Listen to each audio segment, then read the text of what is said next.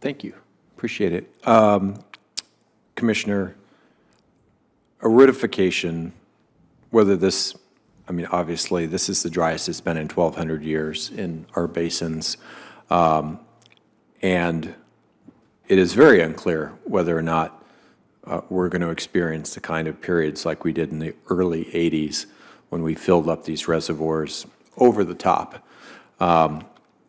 This trend is threatening the lifespan of the Rio Grande and many other rivers, as we've heard about in the Colorado Basin as well. The Bureau predicts that Elephant Butte Reservoir alone could drop about 60 feet by mid-September of this year. What tools do we have at our disposal right now for water resource management in the Rio Grande Basin, and how can we address, how can we do a better job keeping the river wet more of the year? First, I was in your home state last week, and as beautiful as it is extremely dry in New Mexico and certainly across the West at this point.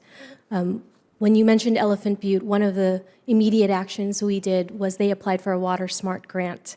A lot of efficiencies can be gained in some of these older infrastructure, and we use that to work with them in some of their canals and the canal linings. Our deputy commissioner was actually out there with the general manager at Elephant Butte to look at the Water Smart project that we have there. Long term, I think your legislation that we're considering today to look at it across the board, utilizing data, the best available science to look at what the future looks like. Certainly it won't look like what we expected in the past. So moving forward using that as well as the funding that was provided under bill is all the tools that we're going to be using, not just in the Rio Grande, but across the 17 western states.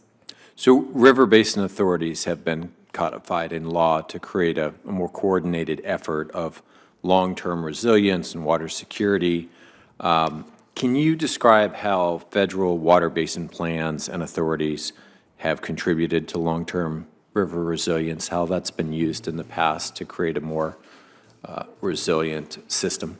When I read your legislation, it immediately reminded me of the efforts that Senator Cantwell helped to move on the Yakima Basin. Mm-hmm. Similar fact pattern there as in the Rio Grande, endangered species, limited water, irrigation, and tribal components. And so bringing all of those parties together to have a cohesive look at the basin and how we look at the river benefits everybody when everyone's at the table, and certainly with a framework to do so. Talk a little bit about those tribal components. Obviously, back in 2009, when I first got to Congress, we authorized the 18 Rio Grande Pueblo infrastructure project.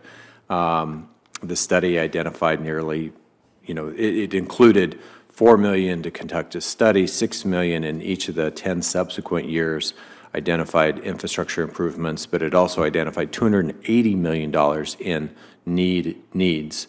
Talk a little bit about that program, where it is now, and where we need to go into the future, especially with regard to long-term reauthorization.